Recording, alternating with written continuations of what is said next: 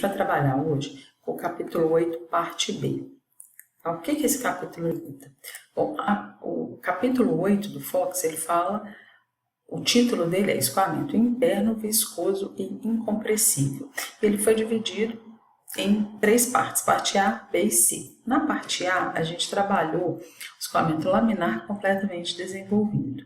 Tá? Então, o que a gente fez? A gente utilizou as equações de Navier-Stokes para resolver analiticamente esses problemas. Como o escoamento laminar é suave, permite solução analítica para situações simples ou simplificadas, a gente usou essas equações para chegar na solução analítica, a solução precisa desses escoamentos.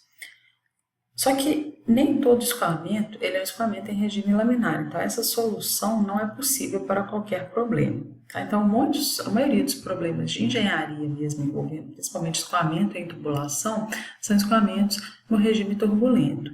Por quê? Porque a gente tem água ou algum líquido com propriedades semelhantes às da água ou ar, e todos eles têm viscosidade muito baixa. Então, isso significa que eu vou ter pequena influência das forças viscosas e o número de Reynolds vai ser alto, que é característico dos escoamentos turbulentos. Então, a gente tem que arranjar outra forma para resolver esses problemas. Tá? Então, a parte B, ela lida justamente com isso. Escoamento em tubos e dutos e o foco maior é para escoamentos em regime turbulento. Como é que a gente vai fazer isso? Através da aplicação da equação de Bernoulli. No capítulo 6, a gente viu a equação de Bernoulli para fluidos ideais, ou seja, a gente desprezou o atrito. Tá? Não porque ele não fosse importante, porque o atrito sempre é importante no escoamento e tubulação, mas porque o objetivo era aprender a utilizar a equação de Bernoulli. Agora, nesse capítulo 8, parte B, a gente vai justamente aprender a quantificar essas perdas de carga, né, que a gente desprezou no capítulo 6. Então, a gente vai ver a equação de Bernoulli para fluidos reais. Então, essa daí é a forma da equação de Bernoulli. A nossa dedução foi feita a partir da equação de conservação da energia. Então, a nossa interpretação aqui para a equação de Bernoulli vai ser em função disso daí, da energia. Tá? Então, uma premissa que a gente tem é que o escoamento ele vai do ponto 1 para o ponto 2. Isso é necessário por causa da convenção de sinais que a gente tem aqui para frente. Tá? Então, o que a equação de Bernoulli para fluidos reais fala? Que a energia do escoamento no ponto 1 menos a energia do escoamento no ponto 2 é a troca de energia que houve com uma turbina, com uma bomba, ou então através da perda de carga para o ambiente. Tá? Então, eu tenho aqui no ponto 1 energia de pressão, energia cinética e energia potencial, todas elas por unidade de massa, e a mesma coisa no ponto 2. Tá? Esse alfa aqui, ele é chamado coeficiente de energia cinética, a gente mostrou ele lá no capítulo 6. E para que ele serve? Para aproximar a velocidade em cada ponto do escoamento pela velocidade média.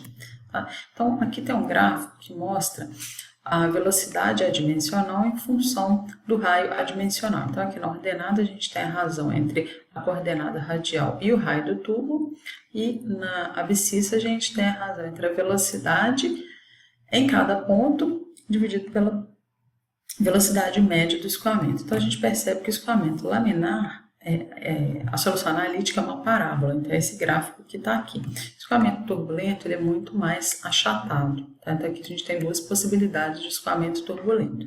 Então, o que a gente observa também? No escoamento laminar o erro é muito grande quando a gente fala que a velocidade em cada ponto ela se aproxima da velocidade média. Tá? Então, para escoamento laminar, que corresponde ao número de Reynolds menor do que 2.300, se a gente fizer a solução analítica, a gente vai encontrar que o alfa é igual a 2. Para o escoamento turbulento, que é Reynolds maior do que 4.000, a gente percebe que é muito mais próxima a velocidade em cada ponto da velocidade média. Então, a gente não erra tanto quando a gente faz o alfa é igual a 1, ou aproximadamente igual a 1. Quanto maior o número de Reynolds, mais essa curva aqui ela vai sendo puxada para a ponta, para o canto superior direito desse gráfico, ou seja, a velocidade média em cada ponto fica mais próxima da velocidade média. Tá? E aqui eu coloquei só para lembrar o que é o número de Reynolds. Tá? Então é ρVd sobre μ. E aqui a gente vê também essa questão do escoamento de água e de ar serem poderem ser considerados como turbulentos na maioria dos casos. Ou seja, você pega aí como, só um exemplo, tá? A água. O rho da água é da ordem de 1000. A viscosidade absoluta da água é da ordem de 10 a menos 3. Tá? Então, 1000 dividido por 10 a menos 3, já tem aqui, ó, 10 elevado a 6. Então, para isso ser menor do que 2.300, eu tenho que trabalhar com velocidade e diâmetro muito pequenos, o que não é tão comum assim. Então, a maioria dos escoamentos de água é de fato turbulento. Tá? E no caso do ar, a viscosidade dele é da ordem de 10 a menos 5 e o rho dele é da ordem de 1. Então, a gente tem também 10 elevado a 5 vezes a velocidade vezes o diâmetro. Então, também característico disso, a maioria dos problemas vão ser turbulentos. Bom, então repetir aqui a equação de Bernoulli, tá? E agora o nosso objetivo é o quê? Trabalhar as perdas de carga. Então, o que é a perda de carga? É a perda de energia do escoamento por atrito.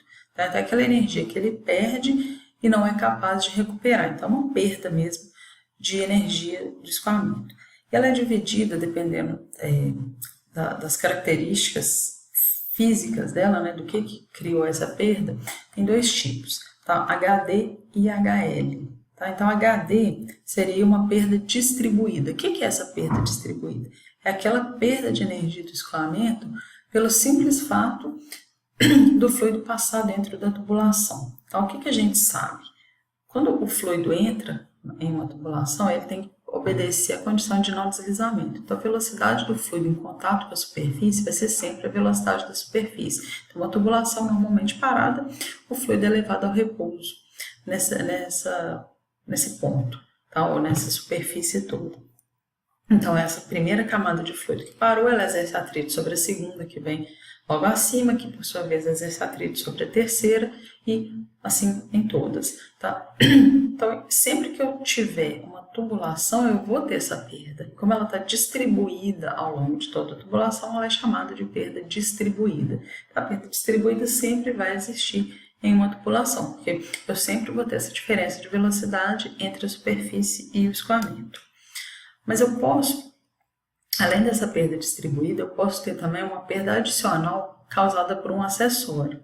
Tá? Então, essas são chamadas de perdas localizadas. Vamos imaginar, o fluido está vindo, tá? Ele encontra uma válvula. Vamos pensar essa válvula mesmo de casa, válvula torneira, válvula gaveta.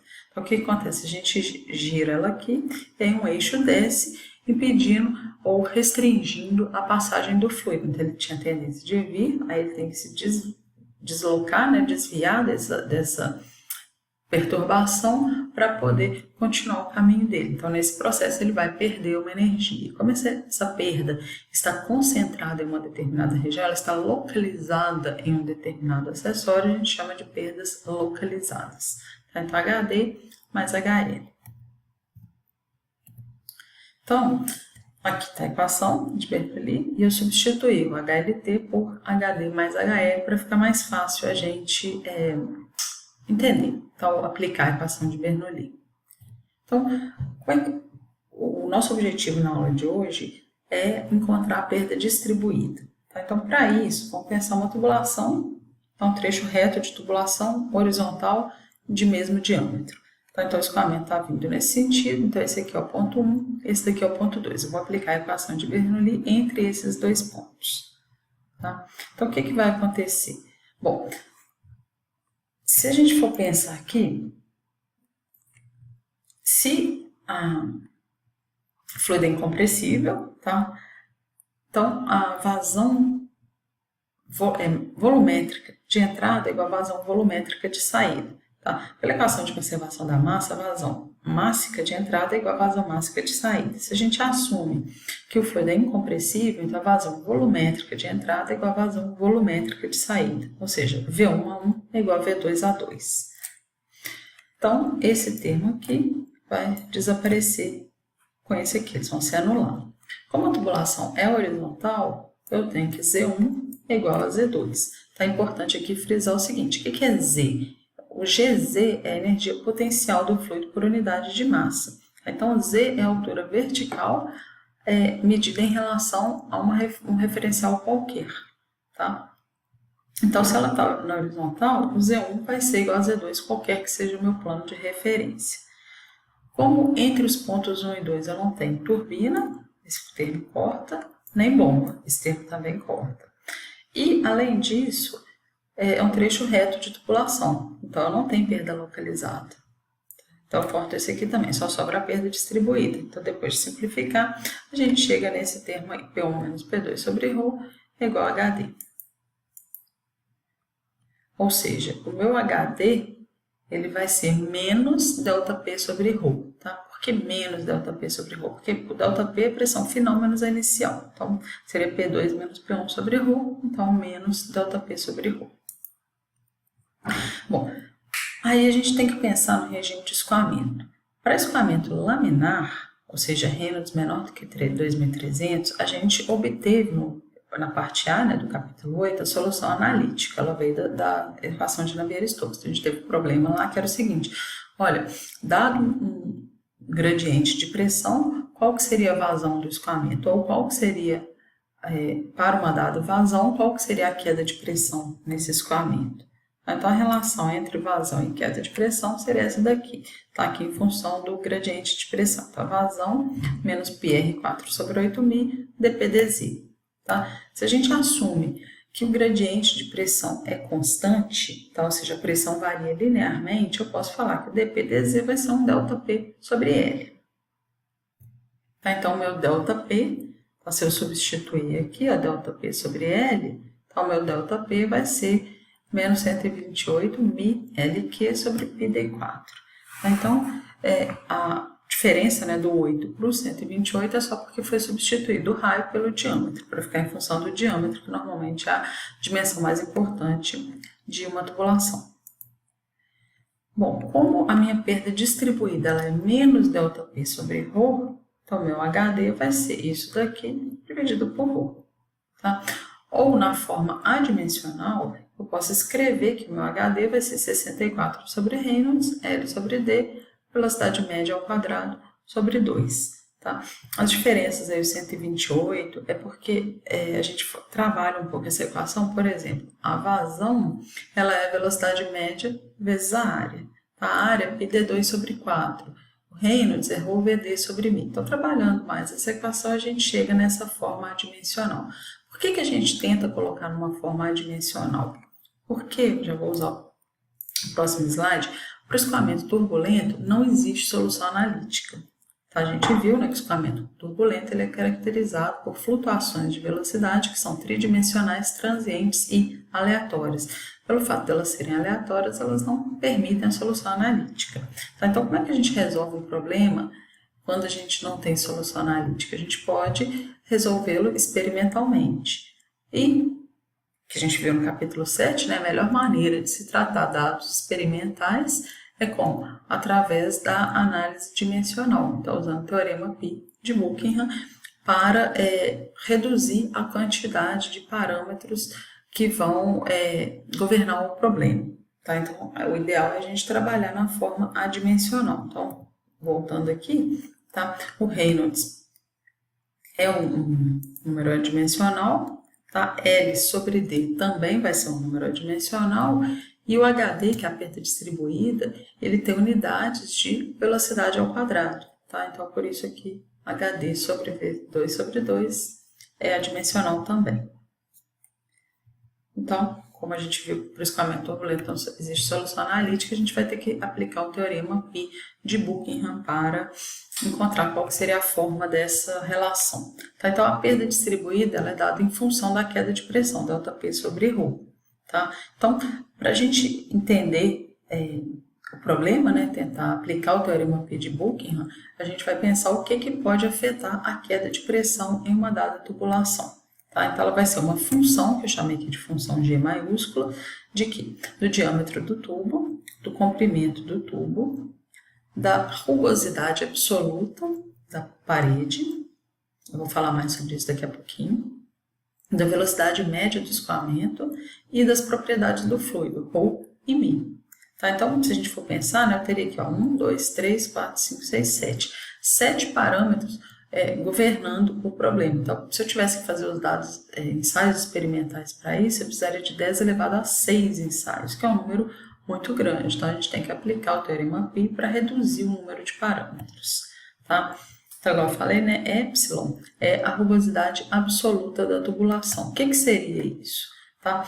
Se a gente pegar uma tubulação, a gente sabe, né, que ela não é perfeitamente lisa. Então, o diâmetro médio, o diâmetro da tubulação vai variar em cada ponto que a gente medir. Tá? Então, ele vai ter uma série de irregularidades. Então, a altura média dessas irregularidades é o que a gente chama de rugosidade absoluta. Então, aqui eu peguei uma imagem, tá, de um tubo mais ou menos liso e um tubo com incrustações. Está mostrando aqui de maneira exagerada como que a tubulação pode reduzir o tempo em função do desgaste das incrustações dele mesmo. Tá? Bom, e como é que a gente vai trabalhar o valor dessa rugosidade? O livro apresenta para nós essa tabela 8.1, da rugosidade de diferentes materiais em milímetros. Tá? Então, essa rugosidade é para tubos novos. Tá? Então, a gente tem aqui aço rebitado, concreto, madeira e outros materiais comuns na engenharia. Tá? Então, a rugosidade vai ser dada por esse valor sempre, didaticamente. Bom, então aqui eu repeti a equação, tá? Então, eu coloquei aqui que, deixa eu pegar o contador, repetir essa equação. Então, a gente tinha aqui 7 parâmetros dimensionais e aplicando-se o Teorema Pi de Buckingham, a gente chegou em 4 parâmetros adimensionais. Tá? Por que 4 parâmetros adimensionais? A gente tinha 7 e na hora de escrever as dimensões desses parâmetros em termos das dimensões primárias, seria massa, comprimento e tempo. Não tem nada aí em função da temperatura. Então, a gente reduz em 3 o número de parâmetros. Então, a gente chegou em 4 parâmetros adimensionais, que são ΔP sobre ρ ao quadrado, que é o número de Euler, Reynolds, L sobre D, razão entre o comprimento e o diâmetro, e esse último parâmetro aqui é a razão entre a rugosidade absoluta e o diâmetro, que a gente chama de rugosidade relativa. Tá? Então, a rugosidade relativa é simplesmente a rugosidade adimensionalizada em função do diâmetro. Bom, como o HD é ΔP sobre ρ, que a gente viu no último slide, tá? O que a gente tem? Que o HD sobre HD sobre V ao quadrado vai ser uma função de Reynolds, L sobre D e da rugosidade relativa. Bom, experimentalmente, quando eu passo daqui para cá, não faz diferença nenhuma se eu divido isso aqui por 2, tá? Por quê? Porque se ele era adimensional dessa maneira, ele continua sendo adimensional dessa maneira. O que vai mudar? A forma da função. Então, isso aqui era f, aqui é uma função f1, tá? E, experimentalmente, o que se observou? Foi que essa razão, HD sobre V ao quadrado sobre 2, varia linearmente com L sobre D. Tá? Então, eu posso tirar isso de dentro da função, o que vai reduzir o meu trabalho experimental. Tá? Então, a equação fica dessa maneira. HD vai ser essa função do Reynolds da rugosidade relativa, a gente chama de F. Então, vai ser f, L sobre D, V ao quadrado sobre 2. Essa função f é chamada de fator de atrito, tá? E, pelo que a gente viu aqui, ela depende do número de Reynolds e da rugosidade relativa. Bom, então, repetir a equação, né? A perda distribuída vai ser f, L sobre D, V ao quadrado sobre 2. A gente tinha visto que para escoamento laminar, a perda distribuída é dada por 64 sobre Reynolds, L sobre D, V ao quadrado sobre 2. Tá? Então, fica claro aí que essa equação que a gente obteve inicialmente para escoamento turbulento, ela pode ser aplicada também em escoamento laminar se a gente fizer o quê? F é igual a 64 sobre Reynolds. Tá? Então, essa equação aqui ela vale tanto para escoamento laminar como para escoamento turbulento. Para escoamento laminar, a solução analítica fornece que F seja 64 sobre Reynolds. Para escoamento turbulento, a gente tem que se basear em resultados experimentais para obter uma forma para essa função F, fator de atrito. Tá? Então, qual foi essa forma? Experimentalmente observou-se que a relação entre o fator de atrito, o número de Reynolds e a rugosidade relativa poderia ser dada por uma equação que é chamada equação de Colebrook. Tá? Que tem essa forma aqui. Se a gente observar essa equação, a gente vai ver que o f ele está dos dois lados da equação e não pode ser isolado. Eu não consigo isolar o f dessa equação. Então, essa equação é uma equação transcendental, tá? Que eu não consigo isolar o f. Mas as calculadoras, o HP, se você pegar o ES, se você pegar aquele Wolfram, todos eles conseguem resolver. O mesmo um procedimento iterativo, tá? É fácil chegar num valor de f se a gente fizer um procedimento iterativo, tá? Uma outra maneira da gente encontrar o valor de f é através do ábaco de Moody, tá? Esse é o ábaco, o que ele apresenta? Eu coloquei da versão em inglês do livro, tá? Mas não tem muita dificuldade, não. Friction factor é o fator de atrito, tá? Do lado de cá é a rugosidade relativa e aqui embaixo é o número de Reynolds. Bom, é um ábaco. Então, isso significa que eu tenho mais de duas, não é um gráfico, não tem mais de duas variáveis. Então, eu consigo achar o fator de atrito conhecendo esse número de Reynolds e a rugosidade relativa. Essas linhas que estão desenhadas aqui são linhas de rugosidade relativa constante. Então, essa daqui, por exemplo, né, 0,004. Todos os pontos dessa linha têm uma rugosidade relativa de 0,004. Então, como é que a gente consegue encontrar? Vou pegar aqui a canetinha.